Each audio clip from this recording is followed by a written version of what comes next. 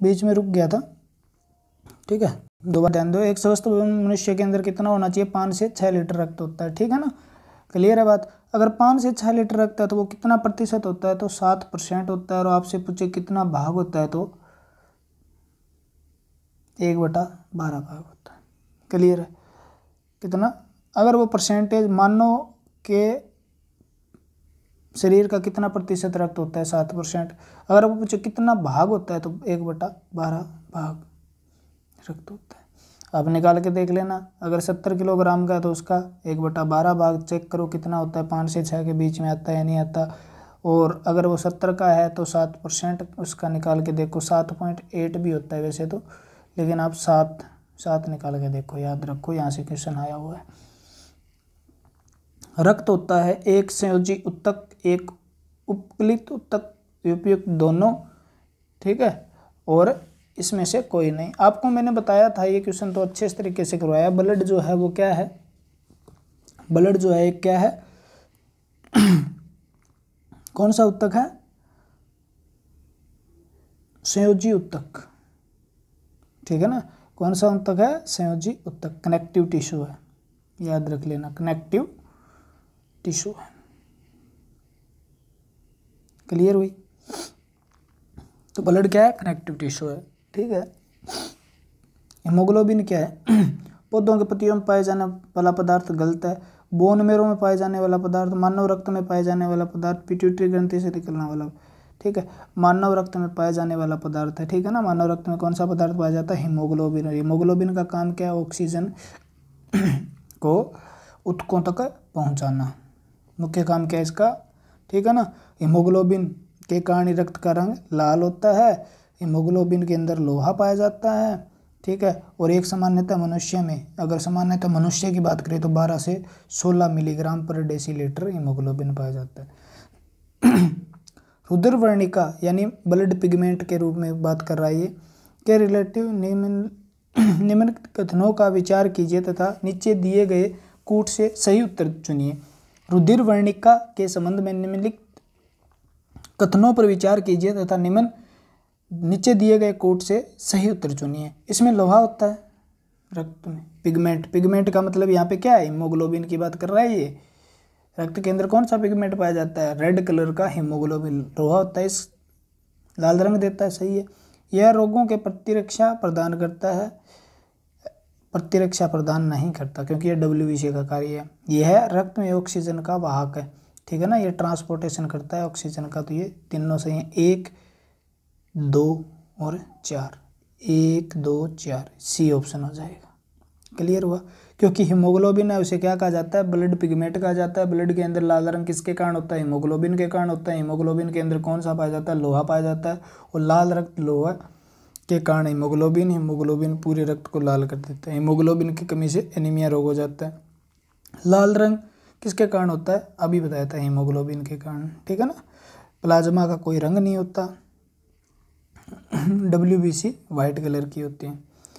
लाल रक्त कणिकाओं के RBC का रंग होता है क्यूटीन के कारण, ठीक है। इसके नीचे मिलेगा आपको हीमोग्लोबिन के कारण। क्लोरोफिल के कारण हरा रंग होता है किसका, पादपों का, पादपों के पत्तों का हरा रंग क्लोरोफिल के कारण होता है। रक्त शरीर में क्या कार्य करता है, रक्त है वो शरीर में, सारे शरीर में ऑक्सीजन पहुंचाता है, सही है। तरलता बनाता है, भोजन पाचक में सहायक है, खड़े होने में सहायक है, भोजन पाचक में सहायक है, नहीं है, ठीक है। खड़े होने में सहायक है, नहीं है।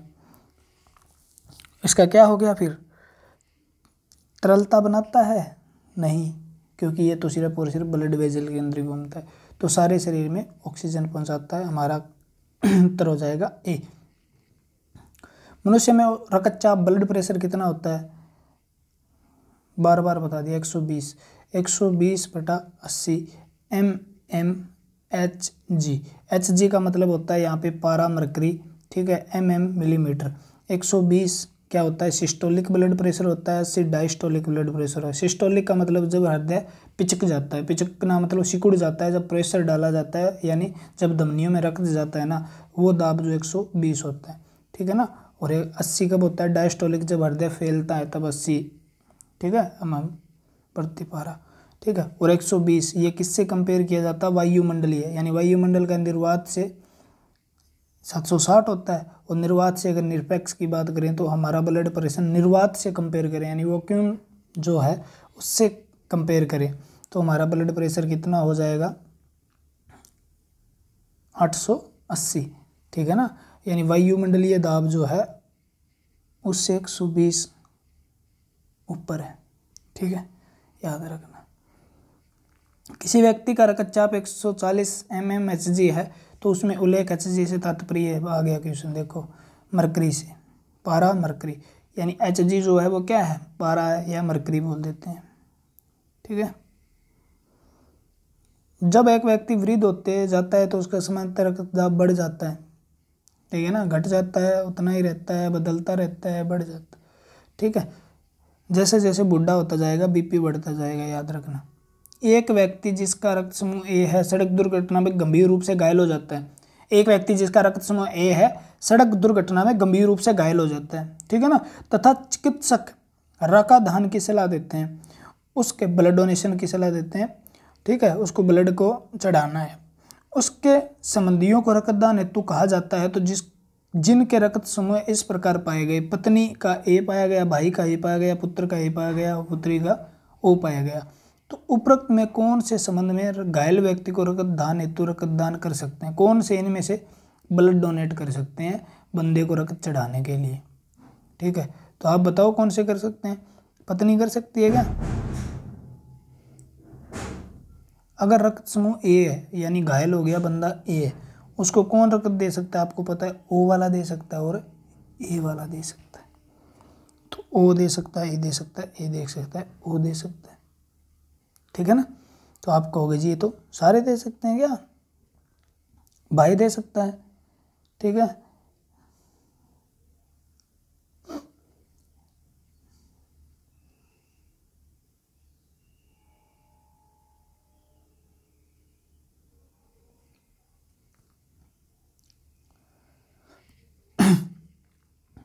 तो देख लेना कौन से दे सकते हैं, क्योंकि ओ ब्लड ग्रुप को क्या कहा जाता है, सर्वदाता कहा जाता है, ठीक है ना, यूनिवर्सल डोनर कहा जाता है। तो ओ, और वो भी नेगेटिव को कहा जाता है, वैसे ओ नेगेटिव पॉजिटिव इसमें दिया नहीं है, तो ओ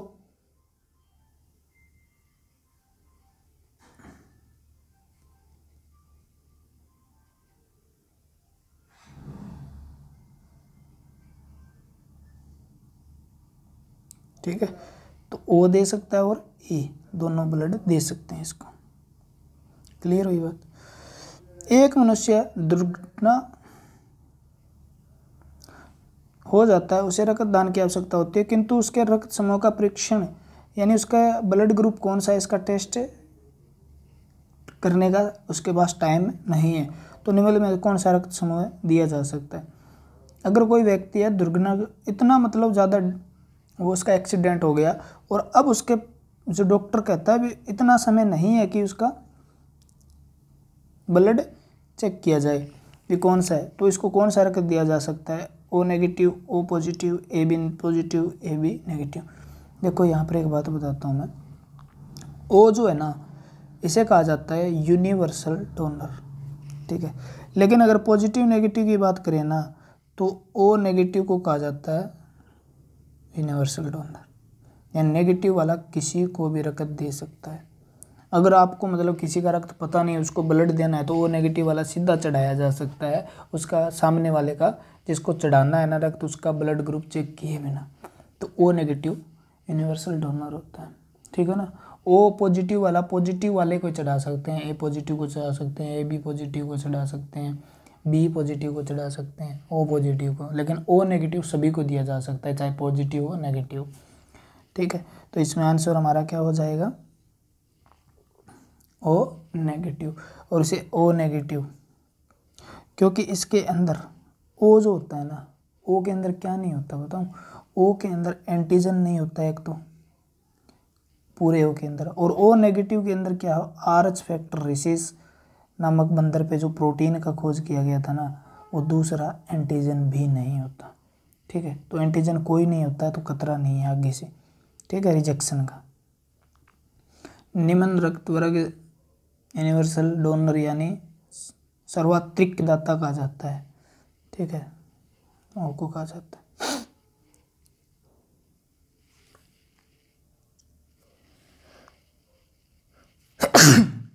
सॉरी, सर्दी में हो गया काम। ए बी रक्त समूह के लोग सार्वभौमिक प्राप्तकर्ता होते हैं। ए बी रक्त सार्वभौमिक यानी यूनिवर्सल रिसिप्टर होते हैं, ठीक है ना, ये बात सही है।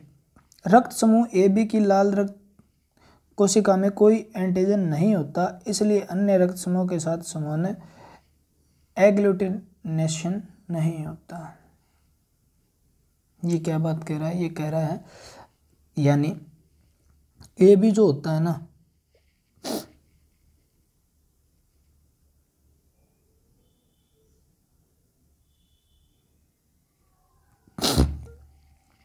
उसके अंदर क्या नहीं होता, एंटीजन नहीं होता। ये बात क्या कह रहा है? गलत कह रहा है। पहले ये बात को समझो, अगर कोई ए ब्लड ग्रुप है ना तो उसके अंदर एंटीजन क्या होगा? ए होगा। अगर बी ब्लड ग्रुप है ना तो उसके एंटीजन बी होगा, और ए बी है ना तो उसके अंदर ए बी दोनों एंटीजन होंगे, ठीक है। और ओ जो है ना उसके अंदर कोई भी एंटीजन नहीं होगा, ये याद रखना, ठीक है। तो दूसरी बात जो आर क्या है वो गलत है, क्योंकि एंटीजन क्या होते हैं? दोनों होते हैं। ये कहता है एंटीबॉडी नहीं होता तो सही था। ए बी में एंटीबॉडी नहीं होता, बी में ए एंटीबॉडी होता है, ए में बी एंटीबॉडी होता है, और ओ में ए और बी दोनों एंटीबॉडी होते हैं। क्लियर हुई बात? ठीक है।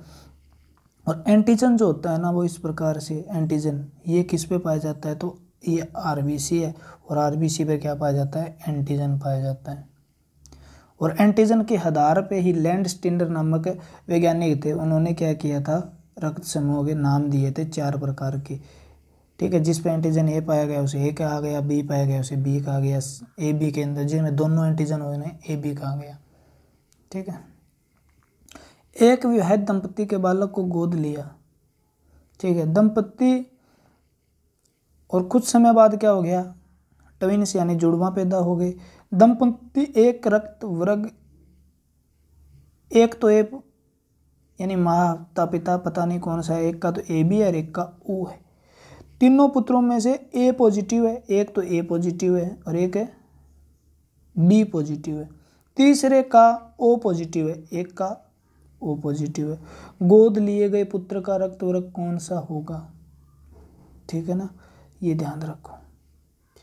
यानी ए बी पॉजिटिव है ओ, तो ब्लड ग्रुप ए होगा और ब्लड ग्रुप बी होगा होने वाले को, ठीक है ना। होने वाले पुत्र होंगे वह तो ए पॉजिटिव होगा या बी पॉजिटिव होगा, लेकिन ओ ब्लड ग्रुप नहीं होगा पुत्र को, तो यानी गोद लिया हुआ पुत्र कौन सा है? ओ पॉजिटिव वाला है। आप कैसे ये चीज़ आप समझना चाहते हो ना तो मैंने अच्छे से समझाई है, क्योंकि ए और बी और ओ, ठीक है। ए को ओ से यानी 2 ओ लिखना पड़ेगा यहाँ पे, तो ए ओ आ जाएगा, और ए ओ का मतलब होता है ए, और बी को फिर क्रॉस मल्टीप्लाई करेंगे तो बी ओ, तो ब्लड ग्रुप बी। यानी 50% होने वाले में संभावना ये होगी और 50% होने में ये संभावना होगी, याद रखना, ठीक है ना। यानी 2 ही ब्लड ग्रुप हो सकते हैं अगर दंपति यानी पेरेंट्स हमारे के अंदर, एक के अंदर ए बी है और एक के अंदर ओ ब्लड ग्रुप है, तो यानी ओ होने की संभावना बिल्कुल नहीं है। तो इसलिए पता चल गया अभी ओ जो ब्लड ग्रुप है वो गोद लिया हुआ पुत्र है, ठीक है ना। तो ओ पॉजिटिव, पॉजिटिव नेगेटिव का चक्कर यहाँ पे नहीं था, इस क्वेश्चन में उलझाया गया था आपको। यदि एक पिता का रक्त वर्ग ए है और माता का ओ है, तो बताइए पुत्र का निम्न में कौन सा रक्त वर्ग हो सकता है? यानी माता का ए है और पिता का बी है, ठीक है। अगर इसके साथ कुछ नहीं है तो ओ लगा दो, ठीक है, और इसकी क्रॉस मल्टीप्लाई कर दो। ए की बी के साथ की ए बी आ गया उत्तर, और ओ की ओ के साथ की ओ आ गया, फिर ए की ओ के साथ की ए ओ आ गया, और फिर ओ की बी के साथ की बी ओ आ गया, ठीक है ना। तो बी ओ से क्या बना? बी बना। ए ओ से क्या बना? ए बना, ठीक है। ए बी से ए बी बना, और ओ से ओ बना। यानी चारों रक्त समूह हो सकते हैं, ए भी हो सकता है, बी भी हो सकता है, ए बी भी हो सकता है, और ओ भी हो सकता है, ठीक है। ये बात समझनी है तो आप लेक्चर जाके देखो परिसंचरण तंत्र वाला, ठीक है, ब्लड ग्रुप किस प्रकार से। तो पुत्र निम्नलिखित वर्ग हो सकता है, कौन सा रक्त समूह हो सकता है?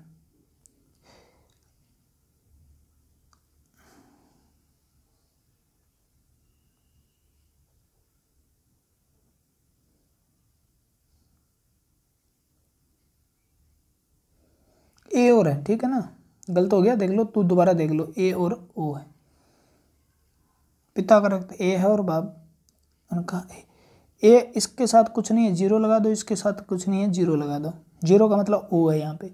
एक बार ओ की इससे ए की गुणा करो, एक बार इससे करो, यानी ए गुणा ओ आया क्या, ए ओ, यानी ए, और इसका भी ए, दो ए आ गए हमारे पास। ओ की स्क्वायर गुणा करो, ओ की स्क्वायर, यानी दो ओ आ गए हमारे। या तो ब्लड ग्रुप ए होगा या ब्लड ग्रुप ओ होगा। होने वाली संतान में दो ही ब्लड ग्रुप हो सकते हैं, या तो ए या ओ। ए होने की संभावना पूछे तो 50%, ओ होने की संभावना पूछे तो 50%। तो क्वेश्चन का आंसर क्या होगा इसमें से?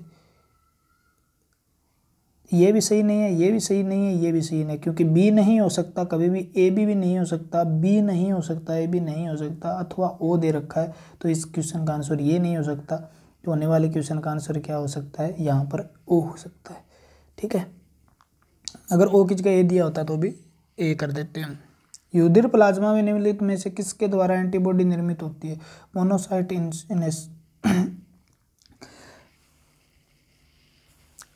एसिनोफिल्स, न्यूट्रोफिल्स, लिम्फोसाइट, ठीक है ना। एंटीबॉडी किसके द्वारा निर्माण होता है? लिम्फोसाइट।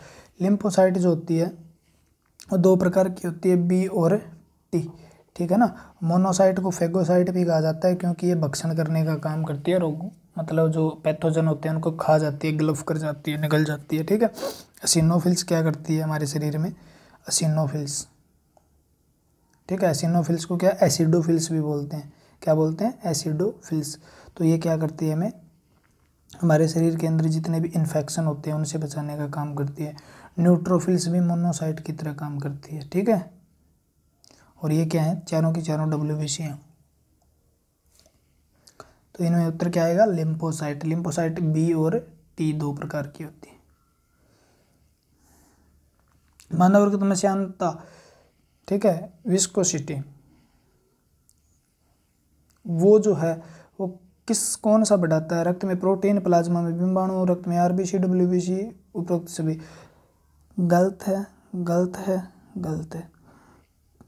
न तो प्लेटलेट्स और न ही WBC, ठीक है। रक्त में बढ़ाता है प्रोटीन। क्या बढ़ाता है? रक्त में प्रोटीन। प्रोटीन जो है श्यानता को बढ़ाता है, यानी उसको मतलब क्या करता है? गाढ़ा कर देता है। तो वो कौन करता है? प्रोटीन करता है, याद रखना, ठीक है ना। और इस प्रोटीन इसे चेक करने के लिए एक टेस्ट होता है, हीमेटोक्रीट, HCT टेस्ट बोलते हैं उसे, हीमेटोक्रीट, ठीक है। हीमेटोक्रीट ये होना चाहिए मानव के अंदर, लगभग महिलाओं के अंदर तो होना चाहिए 36 से लेकर 45% के लगभग ये टेस्ट आना चाहिए, ठीक है। और 40 से लेकर 70 तक ये पुरुषों में आना चाहिए। इसका मतलब होता है कि हेमेटोक्रिट टेस्ट जो होती है इसके अंदर RBC जो होती है ना, RBC उनके नंबर काउंट किए जाते हैं, ठीक है। और जितना प्रतिशत है उसका मतलब उतनी ही मिलियन WBC है रक्त के अंदर, क्लियर है? RBC। रुधिर में श्वेत रक्त कणिकाओं की अत्यधिक मात्रा, WBC की संख्या बढ़ जाने पर कौन सा रोग विज्ञान भाषा में कहा जाता है? आपको बहुत बार बता दिया, ल्यूकेमिया, ठीक है ना, ल्यूकेमिया। एनीमिया क्या होता है? RBC की संख्या घट जाती है। प्रतिजन एंटीजन वह पदार्थ है जो हानिकारक जीवाणु को नष्ट करता है, ठीक है ना। विषमुक्तता यानी टॉक्सिसिटी के उपचार के लिए, यानी डिटॉक्सिफाई करने का काम करता है। ताप पर नियंत्रण करता है। एंटीबॉडी के निर्माण को उद्दीपन करता है, यानी एंटीबॉडी जो होता है उसको स्टिमुलेट करता है बनाने के लिए। तो वो क्या है? एंटीजन है। यानी एंटीजन आएगा तभी एंटीबॉडी का निर्माण होगा, यानी जिस प्रकार का एंटीजन आएगा उसको मारने के लिए उसी प्रकार का एंटीजन पैदा हो जाएगा, जिसे हम क्या बोलते हैं? अगर एंटीजन के द्वारा, ठीक है, कोई दूसरा एंटीजन हमारे शरीर में घुसने की कोशिश करता है तो वो एंटीबॉडी इसे पकड़ के मार देती है, ठीक है। इसको ही हम क्या बोलते हैं? इम्यूनिटी पावर बोलते हैं, प्रतिरक्षा तंत्र बोलते हैं। और ये काम कौन करता है? WBC। शरीर में निम्नलिखित में से संक्रमण से हमारी रक्षा कौन करता है? RBC, WBC, haemoglobin. न तो प्लाज्मा करता है, ना RBC करती है, ना हीमोग्लोबिन। WBC कौन करता है? WBC, ठीक है ना। तो WBC हमारी रक्षा करता है, याद रखना। मानव श्वेत रक्त कणों का स्त्राव होता है। मानव श्वेत रक्त कणों का स्त्राव होता है।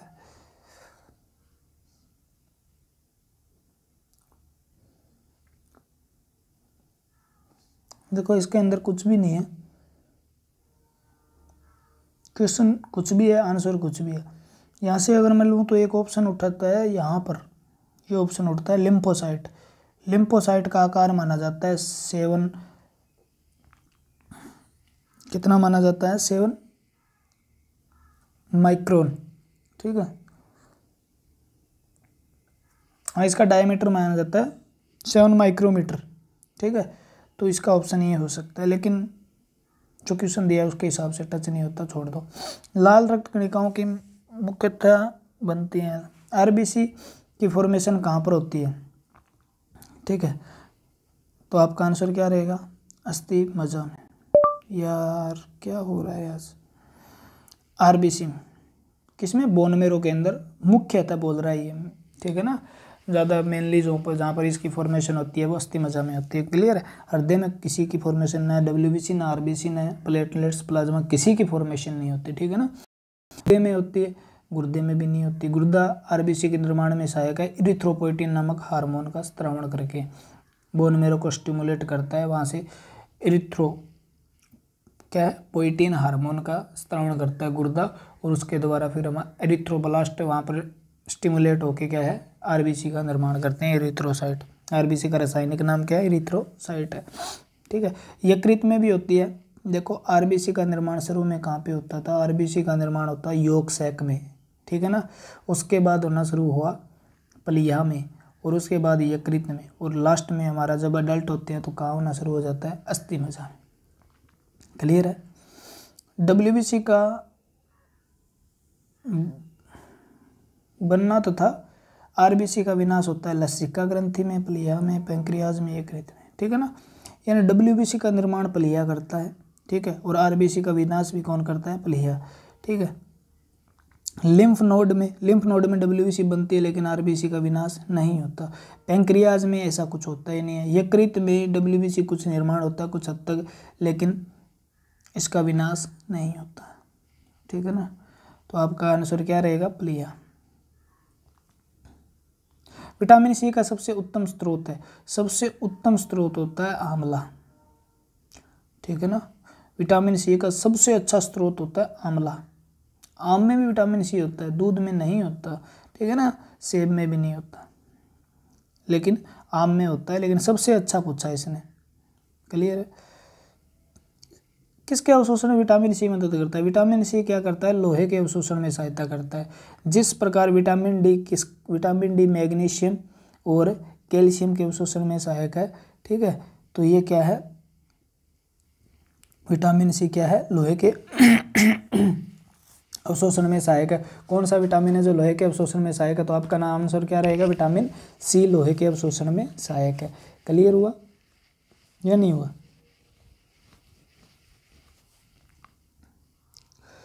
तो विटामिन सी किसके हैं, लोहे के अवशोषण में सहायक। कैल्शियम के तो आपका आंसर क्या रहेगा, विटामिन डी, ठीक है। विटामिन डी किसके अवशोषण में सहायक है, इसके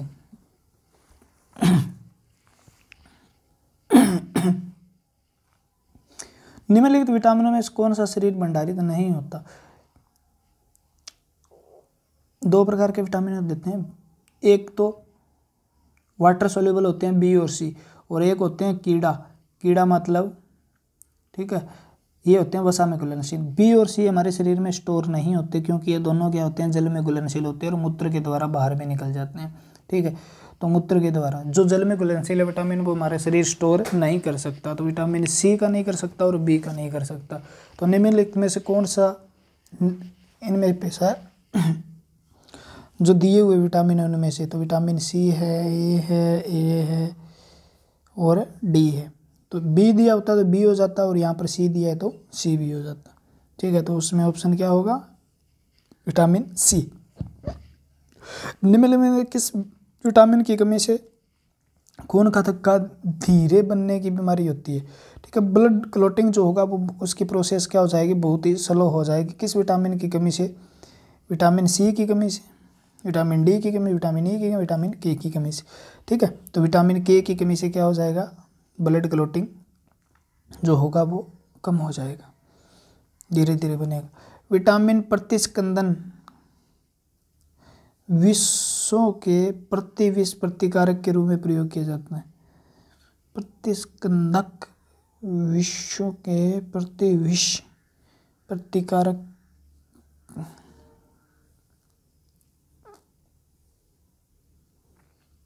क्या कहना चाह रहा है ये?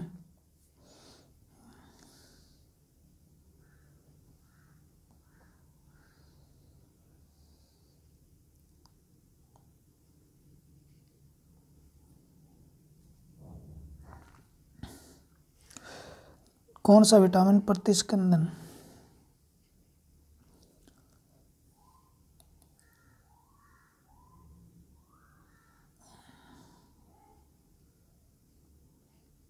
ठीक है, बात तो ये क्या कर रहा है, एंटीकोगुलेंट, ये क्या कह रहा है, ये भी हो गया एंटी फैक्टर,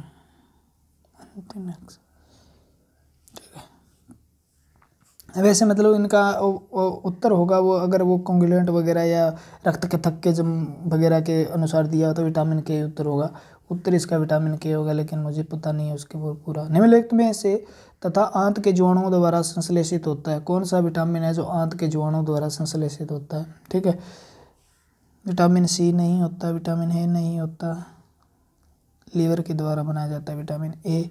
विटामिन सी क्या होता है, खट्टे पदार्थों से। विटामिन के का निर्माण भी होता है भाई आंत में, और विटामिन बी12 का भी। ठीक है, तो यहाँ पर जो स्टिक रहेगा वो क्या रहेगा, बी12 रहेगा। ठीक है, बी12 किसके द्वारा बनाया जाता है, हमारे शरीर के अंदर, इसके आंत के अंदर जो जीवाणु पाए जाते हैं उनके द्वारा निर्माण किया जाता है। निम्नलिखित में से आंत के जीवाणुओं द्वारा संश्लेषित होता है विटामिन बी12। बी12 के अंदर कोबाल्ट धातु होती है, और ठीक है, एंटी एनीमिया का काम करता है, यानी आरबीसी के निर्माण में ये सहायक होता है, याद रखना। विटामिन डी का स्रोत है नींबू, संतरा, काजू, सूर्य की किरण। ठीक है, सन रेज जो है, सनलाइट, वो क्या है, विटामिन डी की अच्छी स्रोत है। कौन सा युग्म सही नहीं है? ठीक है, कौन सा सही नहीं है? विटामिन बी12, बी12 क्या है, एंटी एनीमिया फैक्टर है। ठीक है, बी12 थोड़ी देर पहले बताया, बी12 से क्या होता है, एनीमिया रोक देता है, ये एंटी एनीमिया फैक्टर होता है। 20 विटामिन सी प्रतिसक्रिय है, एंटी सक्रिय फैक्टर है। विटामिन डी एंटी वंध्यता रोधी, ठीक है, बांझपन को दूर करने वाला ये कह रहा है।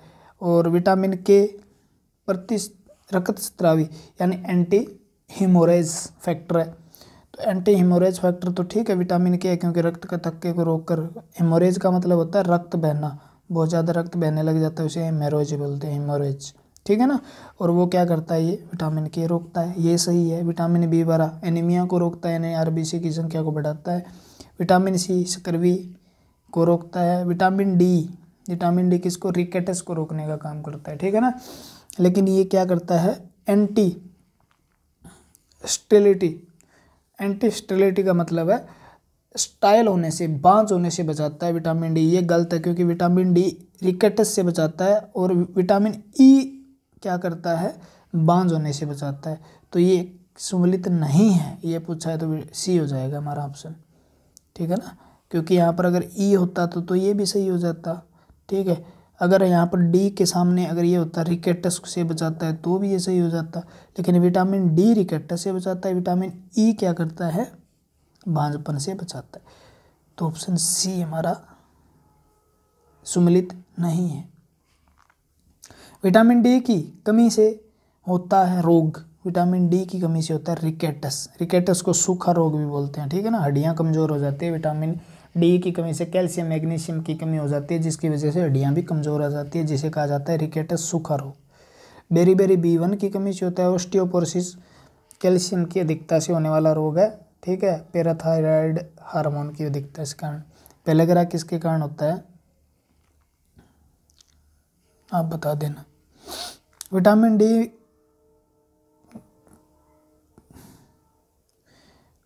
डी में निम्नलिखित में क्या पाया जाता है? विटामिन डी का रासायनिक नाम क्या है, कैल्सीफेरोल। ठीक है ना, कैल्सीफेरोल। एस्कार्बिक अम्ल विटामिन सी का नाम है।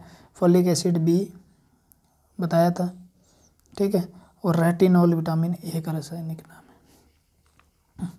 कैल्सीफेरोल विटामिन डी का रासायनिक नाम है। बस निम्नलिखित में से किस विटामिन को एर्कोकैल्शियोफेरॉल कहा जाता है? एर्कोकैल्शियोफेरॉल किस विटामिन को कहा जाता है? एर्कोकैल्शिफेरॉल किस विटामिन को कहा जाता है?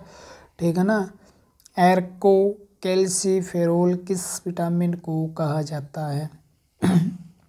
D1 को कहा जाता है कैल्सीफेरॉल और D2 को कहा जाता है क्या कहा जाता है? D2 D2 D2 D2 ठीक है ना। अगर ये मतलब अलग अलग पूछे ना तो आप थोड़ा सा ध्यान कर लेना। डी को सीधा अगर पूछे तो क्या कहा जाता है? कोली कैल्सीफेरॉल कहा जाता है। और D2 को क्या कहा जाता है?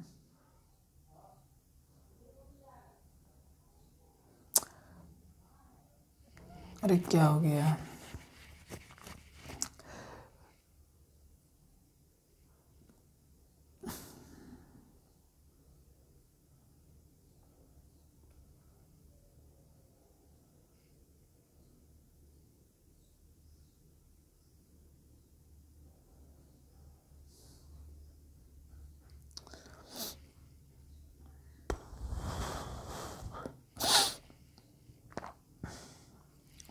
ठीक है, डी अगर डी मतलब 3 प्रकार का देखो, D3 तक दे रखा है। तो D1 को क्या कहा जाता है? कोली कैल्सीफेरॉल। और D2 को कहा जाता है एर्को कैल्सीफेरॉल। और D3 को कहा जाता है एर्गो कैल्सीफेरॉल। तो इसका आंसर क्या हो जाता है? D2 हो जाएगा। ठीक है, तो D1 को कोली कैल्सीफेरॉल, D2 को एर्को कैल्सीफेरॉल और D3 को एर्गो कैल्सीफेरॉल। ठीक है, क्वेश्चन बहुत खतरनाक था ये तो, पसीने आ गए मेरे भी ना। कौन सा युग्म सही सम्मिलित नहीं है? इनमें से सही कौन सा नहीं है? नियोसिन से पेलेग्रा होता है, थायमिन से बेलीवेरी होता है, विटामिन डी सूखा रोग होता है, विटामिन के की कमी से बांझपन। ठीक है ना, बांझपन लिख लो इसको। नियोसिन से पेलेग्रा होता है, ठीक है ये बात तो। थायमिन की कमी से बेरीबेरी होता है। विटामिन डी से सूखा रोग रिकेटस होता है, सुखड़ी भी बोलते हैं इसे। विटामिन के की कमी से ये नहीं होता। विटामिन के की कमी से क्या होता है? रक्त का थक्का नहीं जमता। तो ये विटामिन ए की कमी से। तो कौन सा सम्मिलित नहीं है? तो विटामिन ऑप्शन क्या हो जाएगा? डी गलत है। रतौंधी रात की अंधी नाइट ब्लाइंडनेस किसकी कमी से होता है? विटामिन ए की कमी से। विटामिन ए का रेटिनॉल रासायनिक नाम है और रेटिनॉल से आप रेटिना याद कर लोगे। ठीक है ना, तो रेटिना किस है? आँख है। और आँख से संबंधित कौन सा विटामिन है? विटामिन ए है। विटामिन ए सबसे ज़्यादा गाजर में पाया जाता है। ठीक है ना, याद करना। मानव शरीर में विटामिन ए संचित रहता है, कहाँ संचित? विटामिन सारे के सारे कहाँ संचित रहते हैं? जो संचित होते हैं विटामिन ई, ये चारों विटामिन किस में? लीवर में संचित होते हैं, याद रखना। किस में विटामिन ए की मात्रा अधिक होती है? पत्ता गोभी में, गाजर में, पालक में। तो कितनी बार बता दिया। गाजर जो होती है उसमें पाया जाता है, गाजर को कहते हैं कैरोट, और इसमें पाया जाता है केरेटीन। और केरेटीन जो होता है ना, उससे बदलता है लीवर, ये जाता है लीवर में, और लीवर इसको विटामिन ए में बदल देता है। ठीक है ना, तो गाजर। कौन सा विटामिन ए का प्रचुरन स्रोत है? कौन सा है? इनमें से कौन सा है? पपीता, आम, अमरूद, सेब। ठीक है ना, तो इसमें आम, याद कर लेना आम। ठीक है, सेब पोटेशियम का अच्छा स्रोत है। ठीक है, याद कर लेना। और पपीता विटामिन सी का भी स्रोत है। ठीक है, इसमें B1 भी पाया जाता है, B2 भी पाया जाता है, लेकिन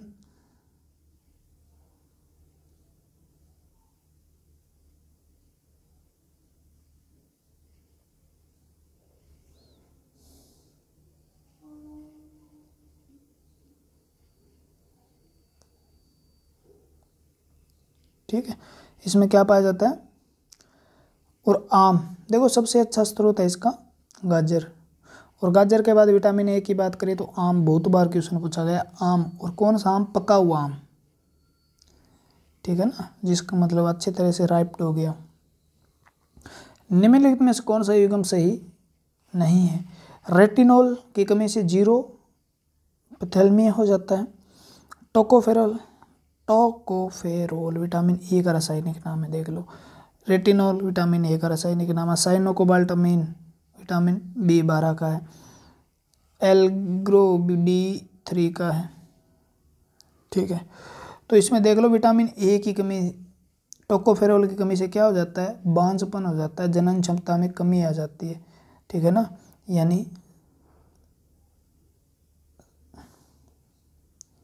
स्टेरिटी, ठीक है, बांझपन हो जाता है। तो इसका आंसर क्या होगा, नहीं है तो बी, टोकोफेरोल विटामिन ए का रासायनिक नाम है। क्योंकि बेरी बेरी तो आपको पता ही है B1 की कमी से होता है। विटामिन ई का स्रोत निम्न में कौन सा है, ताड़ का, नारियल का, अंकुरित गेहूं का। ठीक है ना, जर्मिनेटेड जो क्या होती है, वीट होती है, वो किसकी अच्छी स्रोत होती है, विटामिन ई की, याद रखना। निम्न युग्म सही नहीं है, B1 संतरा से, D यकृत से, ठीक है, ई गेहूं अंकुरित से अभी देखा है, कोई नहीं उपरोक्त में से क्या कह रहा है ये, एक से अधिक। B1 का स्रोत क्या है, सम्मिलित नहीं है, तो आप ए।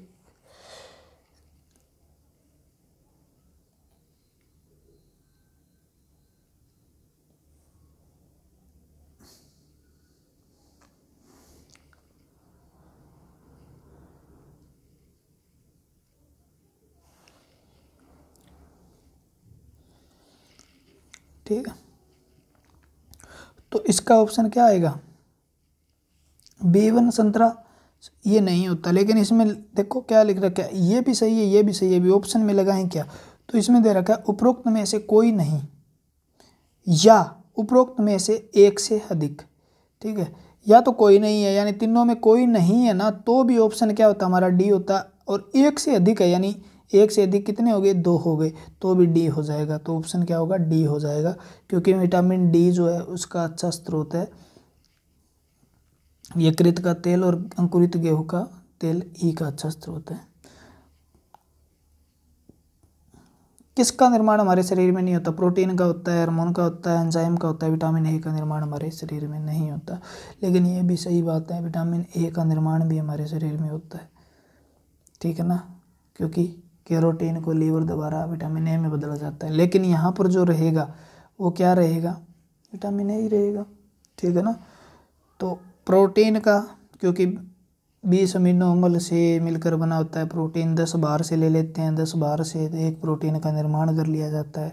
हार्मोन हमारे शरीर में बनते हैं, एंजाइम भी शरीर में बनते हैं। ये तो मतलब खुल्लम खुल्ला है। लेकिन विटामिन ई थोड़ा सा छुपम छुप है। ठीक है, तो इसका आंसर क्या हो जाएगा, विटामिन ए। तो जैसे ही आप पढ़ रहे हो साइंस ग्रुप बलवंत पे, और यहाँ पर करवाए जा रहे हैं आपको प्रीवियस ईयर के क्वेश्चन, यहाँ पे थ्योरी भी करवाई जाती है और ख़तरनाक तरीके से करवाई जाती है। यहाँ पर अगर आपने एक बार भी पढ़ लिया ना, दोबारा कहीं से पढ़ने की ज़रूरत नहीं पड़ेगी। ठीक है, ये स्पीड में, यहाँ थोड़ा सा स्पीड में चलने का कारण है क्योंकि विटामिन के क्वेश्चन आ रहे हैं, तो बोर भी हो रहा हूँ मैं थोड़ा सा। ठीक है, ये क्वेश्चन आप कर लेना स्क्रीनशॉट लेके। ठीक है, 344 का आंसर आप दोगे। विटामिन में कोबाल्ट होता है B12 में। ठीक है ना, अब देखो B12 में थायमीन किसका रासायनिक नाम है, B1 का। ठीक है ना, राइबोफ्लेविन B2 का रासायनिक नाम है, क्या है भाई। ठीक है, और C का एस्कॉर्बिक एसिड है, B6 का पायरोडॉक्सिन। जल में घुलनशील विटामिन होता है विटामिन ए, सी। ठीक है, ए नहीं है, ए वसा में है, डी वसा में है, ई वसा में है। सी क्या है, बी और सी जल में घुलनशील होते हैं, तो यहाँ पर ऑप्शन क्या हो जाएगा, बी हो जाएगा।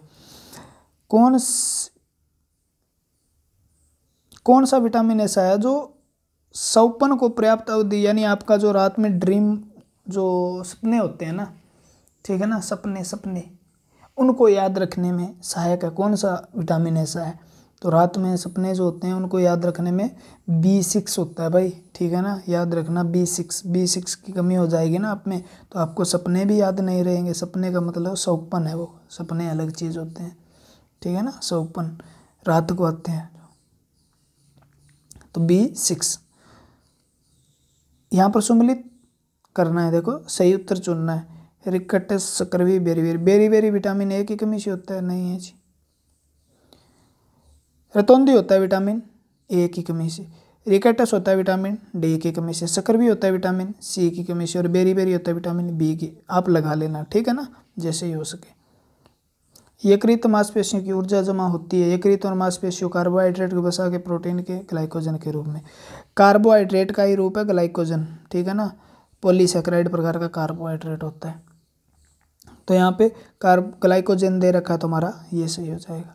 क्योंकि इंसुलिन क्या करता है, ग्लूकोज को ग्लाइकोजन में बदलकर कहाँ पर स्टोर कर देता है, लीवर के अंदर स्टोर कर देता है। और कहाँ पर, मांसपेशियों मसल्स के अंदर। वैसे मसल्स के अंदर ज़्यादा ग्लाइकोजन स्टोर होता है, लेकिन आपसे क्वेश्चन यकृत से ही पूछा जाता है ज़्यादा। तो मसल्स के अंदर ग्लाइकोजन, जो आप मतलब व्रत वगैरह फास्ट वगैरह रखते हो तो क्या होता है, ग्लाइकोजन टूटता है और ग्लूकोज में बदल कर हमें ऊर्जा देता है। तो ऊर्जा जमा फ्यूचर के लिए स्टोर किसके रूप में होती है, ग्लाइकोजन में। और कहाँ होती है, यकृत और मांसपेशियाँ। अगर पादप में ये बात पूछ लेता, ये तो जीवों की बात है, तो पादप में स्टार्च के रूप में। कहाँ पर, स्टार्च के रूप में। मानव सबसे बड़ी ग्रंथि कौन सी है, ग्रंथि यकृत है, अग्नाशय है, अमाशय है, औटू है। औटू होती है 150 ग्राम की, ठीक है। अमाशय का कोई वजन नहीं है। अग्नाशय 144 ग्राम का होता है, ठीक है। और यकृत होता है 1500 ग्राम का, यानी 1.5 किलो का। ये भी ग्रंथि है, ये भी ग्रंथि है, ये भी ग्रंथि है, लेकिन ये ग्रंथि तो नहीं है, लेकिन इसके अंदर ग्रंथियाँ जरूर पाई जाती हैं। तो अगर सबसे बड़ी ग्रंथि पूछे यकृत, सबसे बड़ी बहिस्त्रावी ग्रंथि पूछे, एक्सोक्राइन ग्लैंड पूछे, यकृत। सबसे बड़ी मिश्रित ग्रंथि पूछे, अग्नाशय। और सबसे बड़ी अंतःस्त्रावी ग्रंथि पूछे, थायराइड, औटू, ठीक है ना। तो इस क्वेश्चन का आंसर तो यकृत हो जाएगा, ठीक है। मिश्रित ग्रंथि लिखा होता है अग्नाशय हो जाता, ठीक है। और अंतःस्त्रावी पूछा तो औटू हो जाता, और छोटी पूछता तो पिट्यूटरी हो जाता। पीत का संचय, बाइल जो जूस है उसका स्टोर कहाँ पे होता है, प्लीहा, यकृत, पित्ताशय, अपेंडिक्स, ठीक है ना। तो इसका आंसर क्या हो जाएगा, पित्ताशय में पित्त का संचय होता है, स्टोर होता है। पित्त का निर्माण यकृत में होता है, पित्त का निर्माण यकृत में होता है, ठीक है। पित्ताशय में पत्थर किससे बना होता है, पित्ताशय में उपस्थित पत्थर निम्नलिखित में से किसका पाचन प्रभावित करता है, प्रोटीन का, वसा का, कार्बोहाइड्रेट। देखो ये कह रहा है पित्ताशय यानी गैल ब्लैडर जो है उसके अंदर अगर स्टोन हो जाए तो किसके पाचन को प्रभावित करेगा, तो क्योंकि पित्ताशय का काम ही है पीत रस का भंडारण करना और उसको पीत रस को छोटी आंत में भेजना ताकि वसा का पाचीकरण हो जाए और वसा का पाचन आसान हो जाए। तो इसका आंसर क्या हो जाएगा, वसा के पाचन को वो क्या करेगा, प्रभावित करेगा।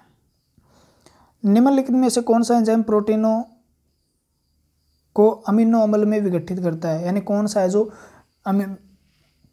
एंजाइम जो कौन सा है जो प्रोटीन जो है उसका ब्रेक डाउन करके उसको अमीनो एसिड में बदल देता है, उसको मतलब ट्रांसफॉर्म कर देता है अमीनो एसिड के अंदर छोटे छोटे टुकड़े। अमीनो एसिड क्या प्रोटीन की इकाई है, तो प्रोटीन की इकाई कौन सी है, अमीनो एसिड है, ठीक है। और एक प्रोटीन के निर्माण के लिए 20 अमीनो एसिड की जरूरत होती है, ठीक है। अमीनो एसिड की चेन, एक श्रृंखला को क्या कहा जाता है, प्रोटीन कहा जाता है। पेप्सिन, लैक्टेज, यूएस जाइमेज, ठीक है। जाइमेज किस पे काम करता है, कार्बोहाइड्रेट, ये भी कार्बोहाइड्रेट, ये पेप्सिन किस पे काम करता है, पेप्सिन जो है ना वो काम करता है प्रोटीन को अमीनो एसिड में तोड़ने का। और पेप्सिन मिलता कहाँ पे है, अमाशय में। सुमिलित कीजिए, टाइलिन, पेप्सिन, रेनिन, ऑक्सीटोसिन, ठीक है। टाइलिन जो है मैं बता देता हूँ, आप सुनते रहिए, आगे क्या लिखा है मुझे नहीं पता।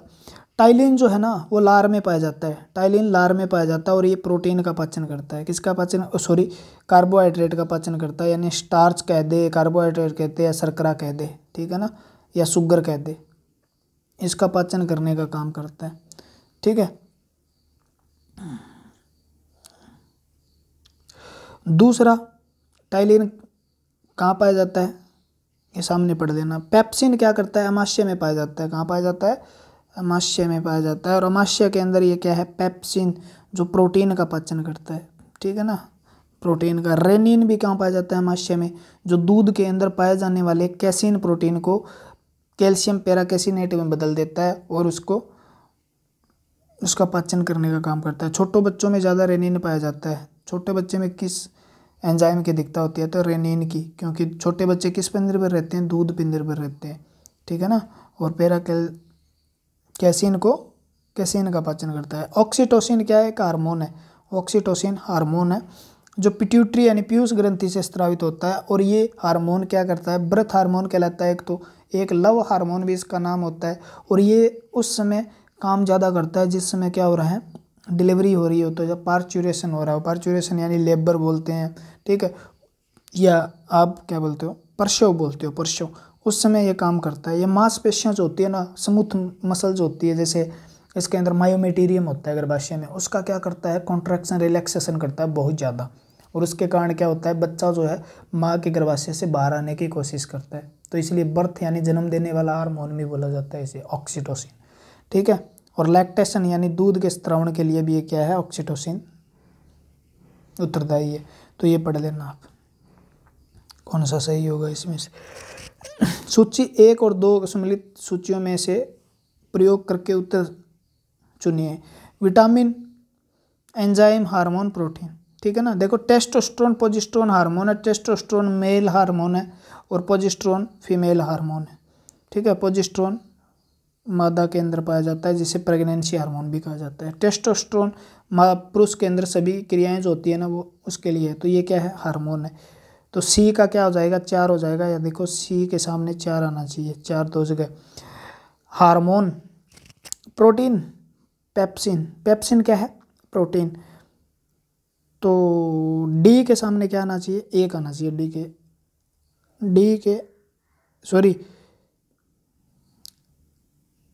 प्रोटीन, केरेटिन प्रोटीन है, गाजर वगैरह में पाया जाता है, मिर्च का लाल रंग होता है, ठीक है।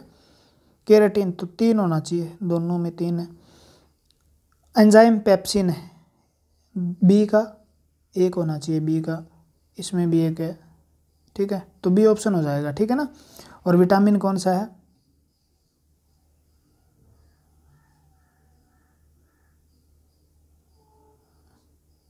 क्या दे रखा है इसने?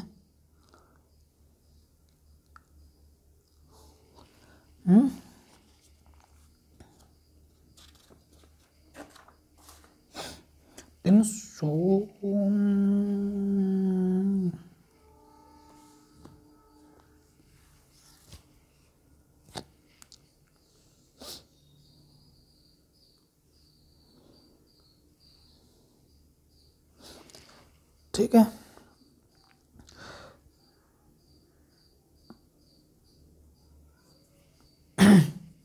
तो इसका ऑप्शन कौन सा हो जाएगा? बी ऑप्शन हो जाएगा, याद रखना।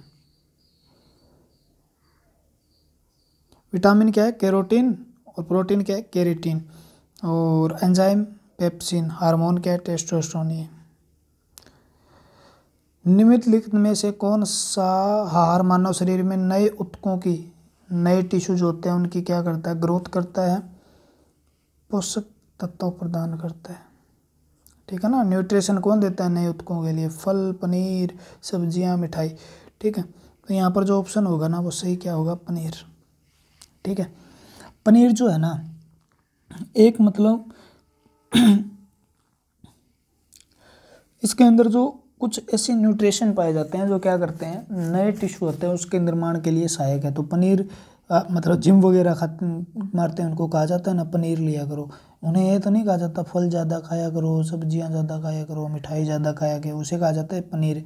क्योंकि पनीर के अंदर क्या है? पनीर के अंदर प्रोटीन है और प्रोटीन से कोशिकाएं बनती हैं और कोशिकाओं से ऊतक बनता है। तो नए ऊतक किससे बनेंगे? प्रोटीन से, पनीर से। यहाँ पर पनीर की बात हो रही है, ठीक है ना। पनीर की बात यहाँ पे हो रही है, ऐसे नहीं है भी पनीर ही सही है, प्रोटीन है। फंक ने किसका आविष्कार? फंक ने किसका आविष्कार किया? विटामिन का, प्रोटीन का, हार्मोन का, एंजाइम। आविष्कार नहीं किया, यहाँ पर खोज आएगा, ठीक है ना। इन्वेंशन का मतलब, आविष्कार का मतलब होता है नई चीज़ बनाना कुछ चीज़ों से। जैसे बल्ब बना दिया, ट्यूबलाइट बना दी, ठीक है, मोबाइल बना दिया, लीड बना दी, ईयरफोन बना दिया, ये तो है आविष्कार, ठीक है ना। कोई चीज़ पहले भी थी इस जहान के अंदर, उसको पता लगाया तो उसे बोलते हैं खोज, डिस्कवरी। तो वो विटामिन का किया था, ठीक है ना। विटामिन की खोज किसने की थी?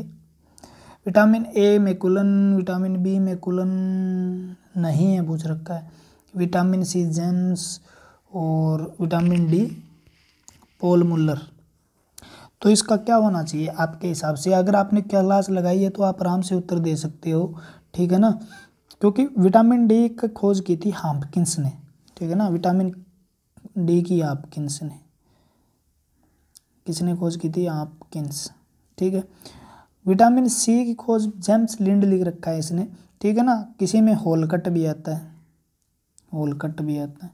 अब मुझे भी नहीं पता कौन सा सही माना जाएगा, लेकिन होलकट वाला तो आया हुआ है, तो मैं बता रहा हूँ आपको होलकट आता है, ठीक है ना। और एक में अल्बर्ट सजेंटा गैरंगी भी दे रखा था, तो विटामिन सी का ठीक है। और वैसे विटामिन सी सबसे पहले आइसोलेट किया था 1912 के अंदर विटामिन खोज की गई थी, ठीक है। अरे क्या चक्कर है, 1912 में विटामिन की खोज की थी फंक ने, तभी ही विटामिन सी को खोज लिया गया था, ठीक है ना।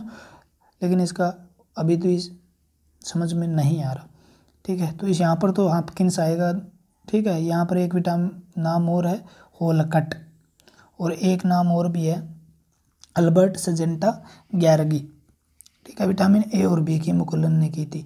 ई की बात करें ठीक है, विटामिन ई की बात करें तो खोज की थी बिशप, ठीक है, बिशप ने।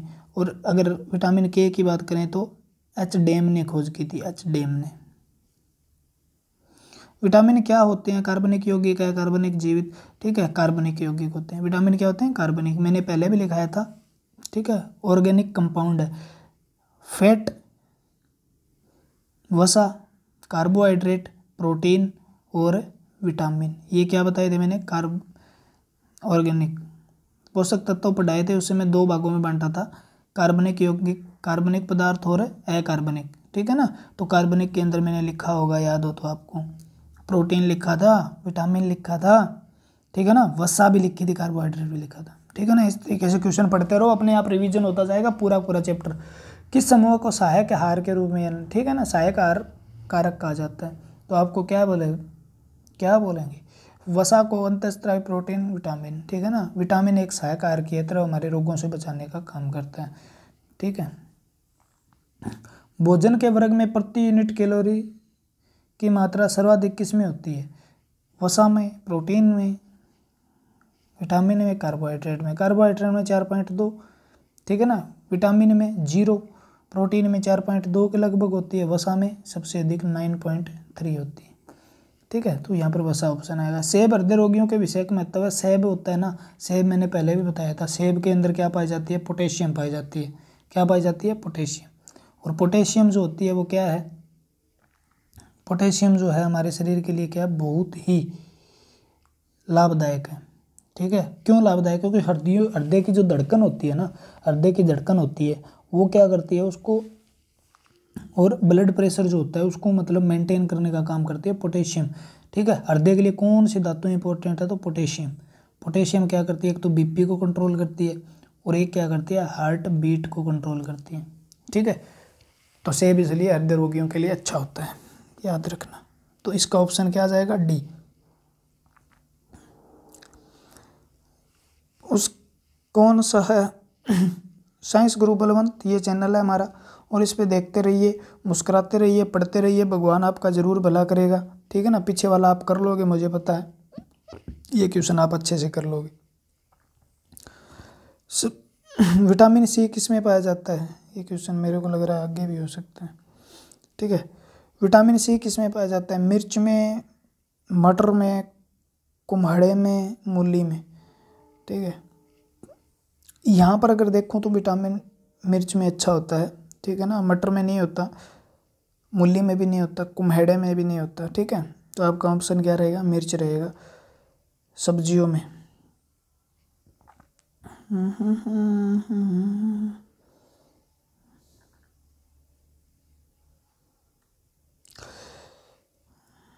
खट्टे फलों को साइट्रस में पाया जाता है, तथा चर्म को स्वस्थ रखने में ज़रूरी है, ठीक है। विटामिन सी, ए, बी, डी, तो इसका ऑप्शन क्या होगा? विटामिन सी, विटामिन सी खट्टो फलों में क्या पाया, खट्टे फल का नाम आते हैं सी साइट्रिक, एस्पार्बिक एसिड इसका नाम होता है, ठीक है। और हमारी जो चमड़ी से रिलेटेड रोग है ना, उसके कारण उसमें बचाने का काम करता है, इन्फेक्शन से भी बचाने का काम करता है विटामिन सी, ठीक है ना। घाव भरने में मदद करता है विटामिन सी, सकरवी रोग से भी बचाता है विटामिन सी, दांतों के लिए भी अच्छा है विटामिन सी। विटामिन सी का मुख्य स्रोत कच्चे ताज़ा फल, दूध, घी, दालें, ठीक है ना। न तो दूध में विटामिन सी होता है, घी में, मक्खन में होता है, लेकिन उस घी में नहीं होता अगर आप उसे गर्म कर लो अच्छे से, तो दालों के अंदर भी नहीं होता, कच्चे व ताज़ा फल। सूखा बेरी बेरी, सूखा का मतलब है रिकेटस बेरी बेरी, ठीक है।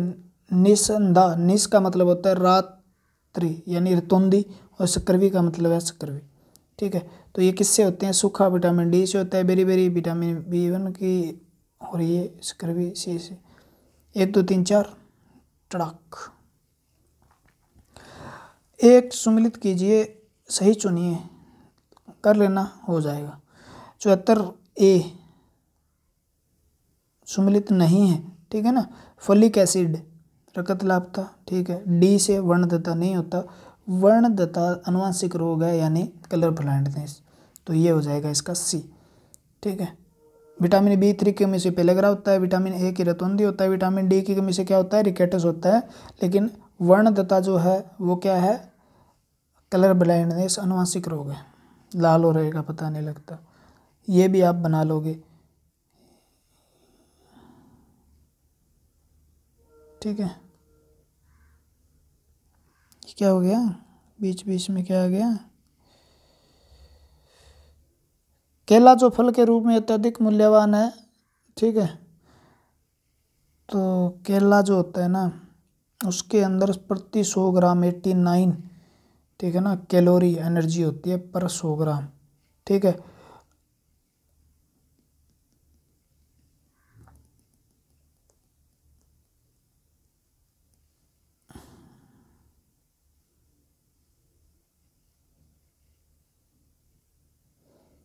अरे बार बार क्या पंगा हो जाता है रे।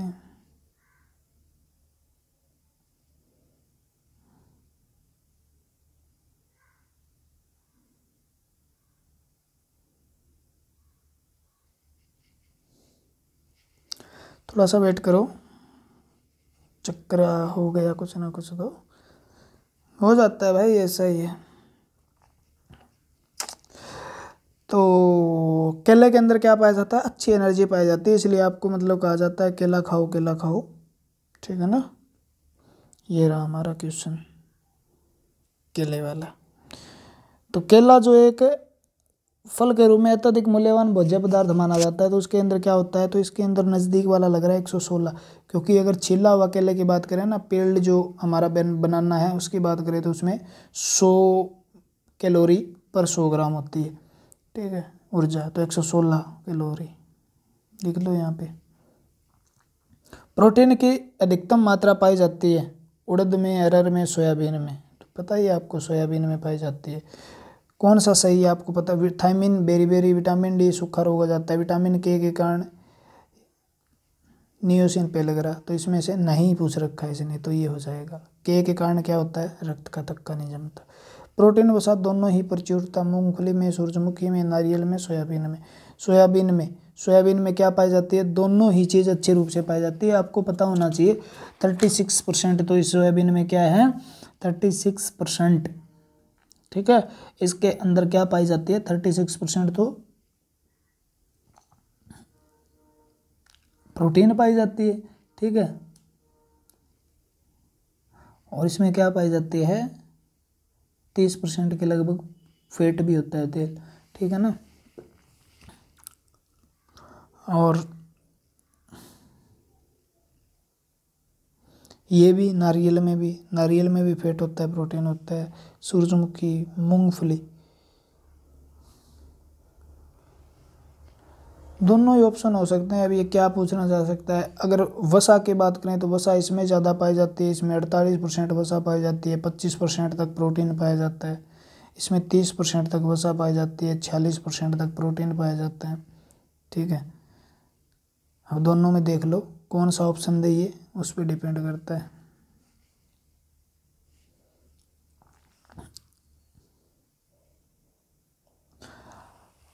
आइजोट यानी बाल जिस प्रोटीन का बना होता है उसे क्या कहते हैं? ठीक है, बाल में कौन सा प्रोटीन होता है? हेयर जो होते हैं। म्यूसिन होता है, नहीं होता। कैसीन दूध में होता है। ग्लोबुलिन प्लाज्मा में पाया जाता है। केराटिन, केराटिन प्रोटीन आपके बाल में पाया जाता है, आपकी ऊपरी त्वचा में पाया जाता है, आपके नाखून में पाया जाता है, आपके खुर में पाया जाता है, आपके, ठीक है ना, नाखून, खुर, सींग वगैरह के अंदर कौन सा प्रोटीन होता है? केराटिन। ऊन में भी, ऊन में भी। गेहूं की रोटी बनाने में गुणों प्रभावित करने वाला पदार्थ कौन सा है? गेहूं के अंदर क्या पाया जाता है? ग्लूटीन पाया जाता है। जो टाइट गेहूं होती है ना, मुलायम नहीं होती, जो कठोर होती है, उसके अंदर ज़्यादा ग्लूटीन होता है, इसलिए ये रोटी बनाने के लिए प्रभावित करने वाला वो है। ग्लोबुलिन क्या होता है? ये तो उसमें पाया जाता है, लाइसिन, लुसीन, ये मुझे भी नहीं पता। केराटिन। दोबारा क्यों आ रहे हैं? 1 गिलास पानी पीने से कितनी कैलोरी मिलेगी? अगर 1 गिलास पानी पीते हो, आप 10 गिलास पीते हो, 100 गिलास भी पीते हो, तो आपको 0 कैलोरी एनर्जी मिलेगी, क्योंकि जल के अंदर कोई भी एनर्जी नहीं होती। ठीक है। लंबे समय की कसरत का मुख्य ईंधन क्या है? अगर आप लंबे समय तक वर्कआउट करते हो, कोई भी कसरत करते हो, मेहनत करते हो, जिम लगाते हो, या कोई भी चीज़ काम करते हो, खेत में करते हो, कहीं पे भी करते हो, ठीक है, तो उसमें ऊर्जा कौन देगा? कार्बोहाइड्रेट। कौन देगा? कार्बोहाइड्रेट। ठीक है। हमारे शरीर में अम्लता और क्षारकता यानी एसिडिटी और बेसिक जो एल्कलाइन के बीच के अंदर जो मतलब मेंटेन रखता है, उसको रेगुलेट करने का काम करता है, तो वो कौन सा है? तो हमारे शरीर में फास्फोरस, पोटेशियम, कैल्शियम, सोडियम। ठीक है। तो यहाँ पर अच्छे क्वेश्चन है, 2-3 क्वेश्चन आप याद रख लो। देखो, फास्फोरस है ना, फास्फोरस हमारे शरीर में एसिड और जो बेस है उसका मतलब मेंटेन रखता है, उसको बनाए रखता है नियमितता, यानी न ज़्यादा एल्कलाइन होने देता शरीर के अंदर जो पदार्थ है उनको, न ही क्या हो जाता है? एसिडिक होने जाता। ठीक है। सोडियम क्या करता है? सोडियम हमारे हृदय के लिए ज़रूरी है, ये रक्तचाप पर नियंत्रण भी करता है। मेटाबॉलिज्म रेट जो है ना, ठीक है, मेटाबॉलिज्म रेट,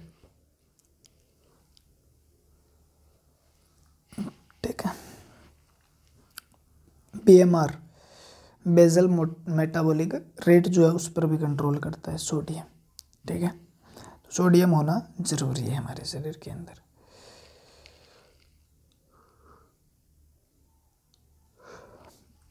पोटेशियम हृदय को रोगों से बचाने का काम करता है, ब्लड प्रेशर और हार्ट बीट पे कंट्रोल करता है। कैल्शियम हमारी हड्डियों के लिए आवश्यक है। तो फास्फोरस क्या करता है? अम्लीय और क्षारता से संतुलन बनाता है, उसको मेंटेन करने का काम करता है। प्रोटीन अमीनो अम्लों के यौगिक होते हैं। अमीनो अम्ल मानव शरीर में संग्रहित नहीं रहता। प्रोटीन अमीनो अम्ल के यौगिक होते हैं, ठीक है ना, अमीनो अम्ल का कंपाउंड है, ये बात है। अमीनो अम्ल मानव शरीर में संग्रहित नहीं रहता। इसका क्या बताऊं मैं? कुछ भी नहीं, ठीक है ना। ऑप्शन किसी के और के दे रखे हैं, क्वेश्चन कोई और दे रखा है, क्या पूछना चाहता है ये भी पता नहीं चलता। निम्नलिखित में से किस उपस्थिति के कारण दूध में मिठास आती है? यानी दूध के मीठे होने का कारण क्या है? दूध का मीठा होना, ठीक है ना, उसका कारण क्या है? लैक्टोज, कैरेटीन, माइक्रोज, सुक्रोज। ठीक है। दूध में कौन सी शर्करा पाई जाती है? लैक्टोज। लैक्टोज शर्करा है, याद रखना, लैक्टोज शर्करा। शर्करा का मतलब क्या है? कार्बोहाइड्रेट है। ठीक है। दूध में कौन सी शर्करा पाई जाती है? Carbohydrate, lactose. लैक्टोज का पाचन होता है ठीक है ना, लैक्टेज के द्वारा। लैक्टेज यानी लैक्टोमीटर किसकी शुद्धता मापते हैं? दूध की। ठीक है। लैक्टोबैसिलस दूध को दही में बदलता है। कौन सा जीवाणु है जो दूध को दही में बदलता है? तो लैक्टोबैसिलस। ठीक है। और दूध का रंग सफ़ेद होता है, वो कैसीन के कारण होता है, याद रखना। दूध में प्रोटीन कौन सा पाया जाता है? कैसीन। क्लियर है। दूध का पीला रंग केराटिन के कारण होता है, गाय के दूध का पीला रंग होता है। और दूध में लोहा नहीं पाया जाता, याद रखना। विटामिन सी भी नहीं होता। दूध का दही में परिवर्तन करने किसके द्वारा होता है? बैक्टीरिया के द्वारा, विटामिन द्वारा, एंजाइम द्वारा? बैक्टीरिया के द्वारा। लैक्टोबैसिलस बैक्टीरिया है, लैक्टोबैसिलस, जो दूध को दही में बदलता है, ठीक है ना, कर्ड में बदलने का काम करता है मिल्क को बैक्टीरिया के द्वारा। दूध को पचाने के लिए आवश्यक एंजाइम रेनिन और लैक्टेज मानव शरीर में कितने वर्ष की आयु में लुप्त हो जाते हैं? ठीक है, 2 वर्ष में, 5 वर्ष में, 3 वर्ष में, 8 वर्ष में, ऐसा कोई भी अभी तक मैंने नहीं सुना, ठीक है ना। तो इस पे स्टार डाल लो, इसका कोई भी आंसर दिया भी नहीं गया है और नहीं बताया गया है। भी ऐसी कोई उम्र नहीं है जिसमें, हाँ रेनिन बचपन में ज़्यादा स्रावित होता है, लेकिन बाद में भी ये बोला जाता है स्रावित होता है, दूध का पाचन करता है। लैक्टेज तो पूरी उम्र हमारी पाचन करता है, तो इसके अंदर आप कोई भी ऑप्शन नहीं दे सकते, ठीक है ना। हम अगर ये आता तो इसमें से कुछ भी दिया जा सकता था, लेकिन ये नज़दीक के ऑप्शन है, नहीं दिया जा सकता। तो रेनिन बचपन में ज़्यादा स्रावित होता है, बाद में कम होना शुरू हो जाता है। लैक्टेज तो हमारे शरीर में रहता है, आवश्यक में भी रहता है। दूध प्रोटीन को पचाने वाला एंजाइम है, दूध प्रोटीन को पचाने वाला एंजाइम है दूध प्रोटीन। दूध प्रोटीन कौन सा है? कैसीन। दूध के अंदर कौन सा प्रोटीन है? कैसीन, ठीक है। उसको पचाने के लिए पेप्सिन, ट्रिप्सिन, इरेप्सिन, ठीक है। प्रोटीन का पाचन करते हैं, लेकिन दूध के पाचन के लिए स्पेशल होता है रेनिन। क्या होता है? रेनिन। तो रेनिन क्या करता है? दूध को दही में बदल देता है और कैसीन को पैराकेसिनेट, कैल्शियम पैराकेसिनेट में बदल देता है कैसीन को, ठीक है ना। तो हम जैसे भी मतलब दूध लेते हैं, लेकिन जब भी वोमिटिंग वगैरह हो जाती है तो क्या होता है? दूध तो नहीं आता ना वापस, फटा हुआ दूध आता है। कैसीन दूध होता है, होती है, प्रोटीन होता है, जीवाणु नहीं होता, शर्करा वसा। कैसीन क्या होता है? प्रोटीन होता है। कौन से प्रोटीनों विद्यमान होते हैं? प्रोटीन में कौन से तत्व होते हैं? कौन से एलिमेंट से बना होता है, मतलब किसका कंपाउंड है ये? तो आप कहोगे carbon, hydrogen, oxygen, nitrogen. Carbon, hydrogen, oxygen, nitrogen. मैंने बताया कार्बन, हाइड्रोजन, ऑक्सीजन, नाइट्रोजन का बना होता है प्रोटीन, ठीक है, कर लेना। क्लोरोफिल के अंदर चक्लोपाइराइट, विटामिन बी। विटामिन बी के अंदर देखो सामने अच्छा धातु दी गई है, तो विटामिन बी12 के अंदर कोबाल्ट पाई जाती है, हीमोग्लोबिन के अंदर लोहा पाया जाता है, ठीक है। क्लोरोफिल के अंदर मैग्नीशियम पाई जाती है और इसके अंदर तांबा पाया जाता है।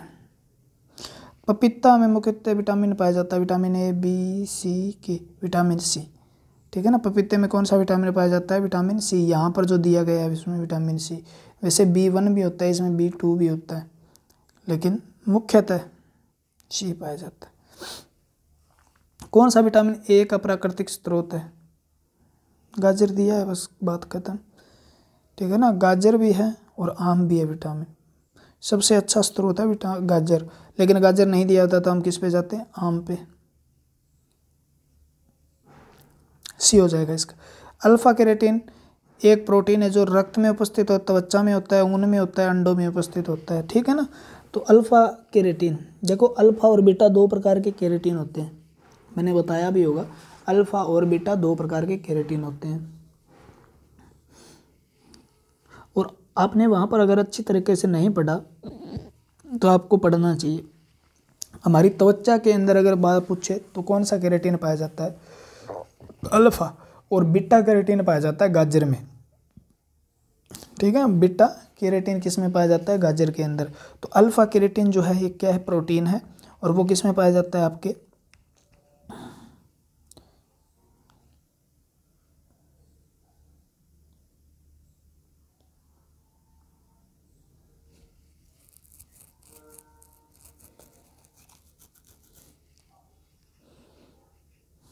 ठीक है, ऊन में पाया जाता है, त्वचा में पाया जाता है।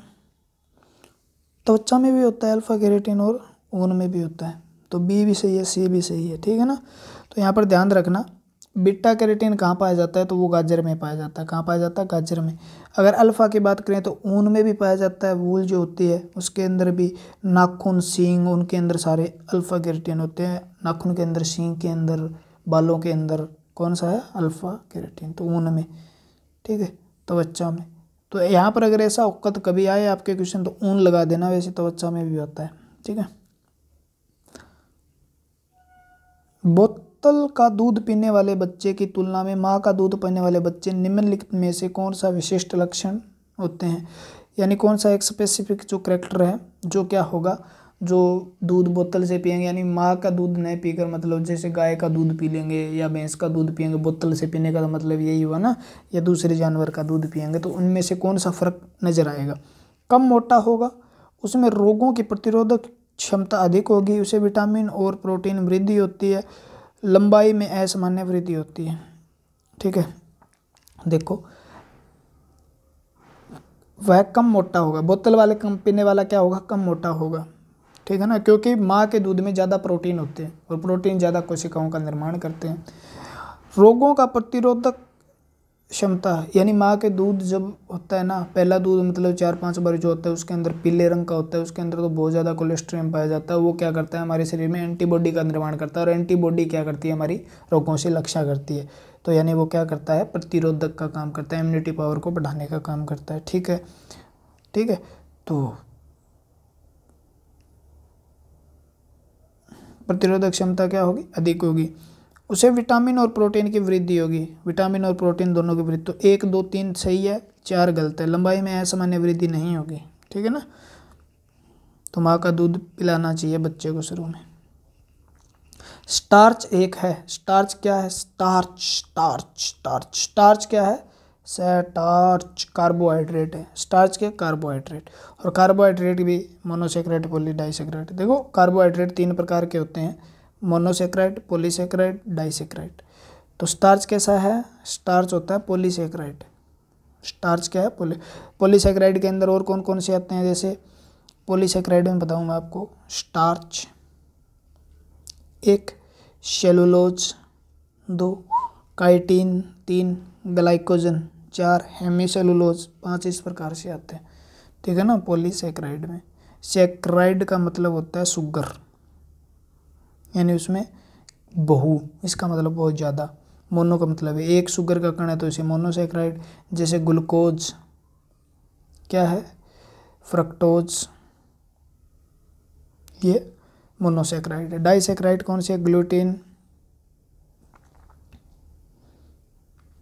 ठीक है, लैक्टेस, ठीक है, सुक्रोज और माल्टोज, ये क्या है? डाइसेक्राइड है। तो इसका आंसर क्या होगा? Starch, polysaccharide. ठीक है, स्टार्च क्या है? पॉलीसेक्राइड। स्टार्च और सेलुलोज के बारे में कौन सा कथन सही नहीं है? दोनों वानस्पतिक उद्भव है, दोनों बहुलक हैं, आयोडीन के साथ दोनों का रंग प्रदान करते हैं, दोनों ग्लूकोज अणु से निर्मित हैं। ठीक है, कौन सा सही नहीं है ये पूछा है, तो इसमें बताओ आप कौन सा सही नहीं है। देखो दोनों वनस्पतिक है, दोनों वनस्पतिक है। ठीक है, क्योंकि स्टार्च किसमें और तो सेलुलोज, सेलुलोज तो से बनी होती है, कोशिका पादप होता है ना। वनस्पति का मतलब क्या है? यहाँ पे पादप से रिलेटेड हो गया। पादप की बाहरी जो कोशिका भित्ति बनी होती है वो सेलुलोज की बनी होती है। और स्टार्च संचित भोजन है पादपों में, दोनों हैं, दोनों बहुलक है। यानी पॉलीसेक्राइड, पॉलीसेक्राइड का मतलब पॉलीमर से जो बने होते हैं। पॉलीमर को क्या बोलते हैं? हिंदी में बहुलक बोलते हैं। यानी दोनों के सबसे ज़्यादा पाए जाने वाला बहुलक ही तो सेलुलोज है ना। कौन सा सबसे ज़्यादा पाए जाने वाला प्राकृतिक बहुलक है? तो आपका आंसर सेलुलोज रहता है। तो दोनों बी भी सही है। आयोडीन के साथ दोनों रंग प्रदान करते हैं, आयोडीन के साथ क्या करते हैं? दोनों रंग प्रदान करते हैं। तो ये बात में कुछ गड़बड़ी है। ठीक है, तो इसमें कौन सा हो गया? सी, रंग प्रदान नहीं करते। ठीक है, स्टार्च नहीं करता, सेलुलोज करता है। ठीक है, तो दोनों नहीं करते।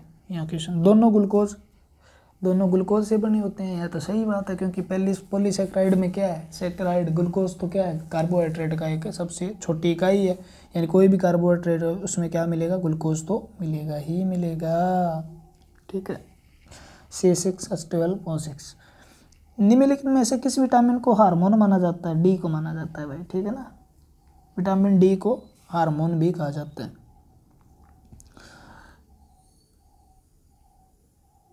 क्योंकि हार्मोन की तरह ये काम करता है।